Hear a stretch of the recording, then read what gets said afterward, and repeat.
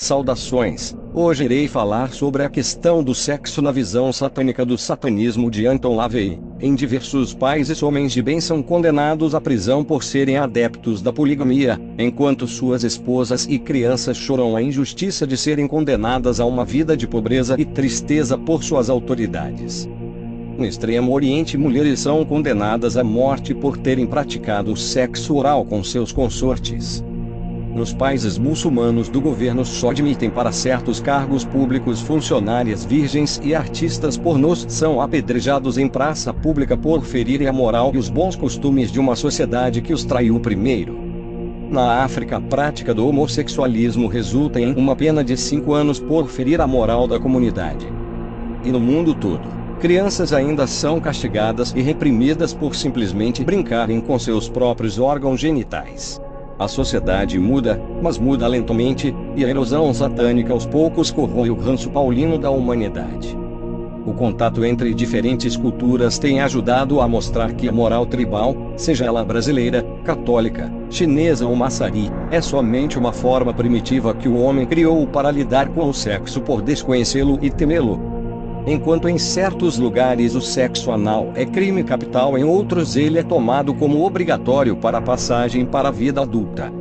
A verdade é que o ser humano sempre teve dificuldades em trabalhar com prazer. A era do Deus sacrificado foi uma manifestação eficaz em nos mostrar isso.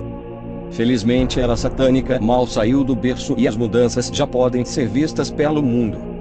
Mulheres conquistaram, e ainda conquistam, espaços antes exclusivos dos homens, enquanto velhas formas de expressão sexual voltam a ser aceitas após séculos de clandestinidade. É com este mesmo espírito que o satanismo é a favor de qualquer ato sexual onde todos os envolvidos estejam participando de livre e pleno acordo. Isso porque reconhecemos que o ser humano é seu próprio Deus e a expressão de sua vontade é a sua maior afirmação. Quando um ser não totalmente consciente ou desperto, como um animal ou uma criança, é incluído em atividade sexual, sua própria divindade é desrespeitada e o sexo, que deveria ser a mais pura expressão da vontade, se torna um proceder corrupto e viciado. Consequentemente, satanistas são contra atos como estupro, pedofilia e zoofilia.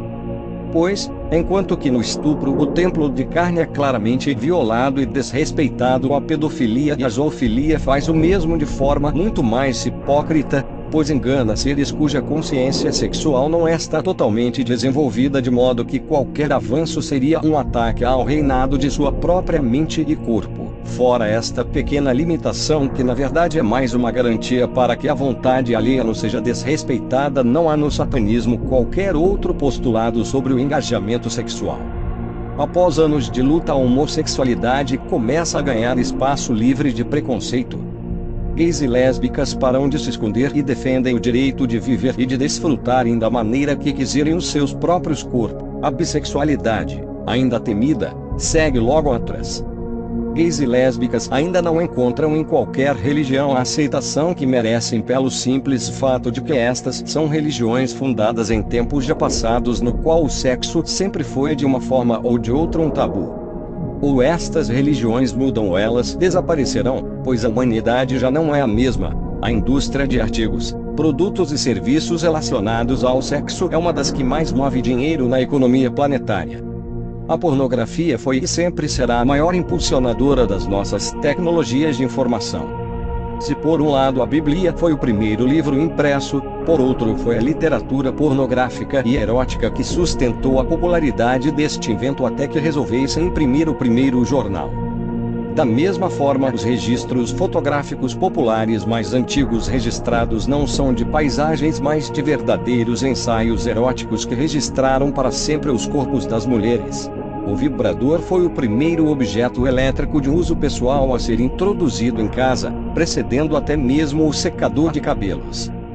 Com o slogan de ajuda que toda mulher aprecia e bom para a saúde, os vibradores foram muito apreciados, inclusive em consultórios médicos, até começarem a ser usados em filmes pornôs na década de 20 ser impossível continuar ignorando que eles não passavam de dispositivos de uso genital utilizado com o único objetivo de se conseguir orgasmos. Foram ainda os vídeos eróticos, e não os documentários, que alimentaram a primeira grande onda do VHS. Nunca antes na história tivemos tanto acesso à pornografia, sobretudo depois da internet. A indústria da realidade virtual trará perspectivas ainda mais excitantes para quando nossas crianças estiverem crescidas e as companhias humanas artificiais de Lavey forem finalmente uma realidade cotidiana. Hoje, após séculos de repressão e perseguição, a satânica avança em ritmo acelerado.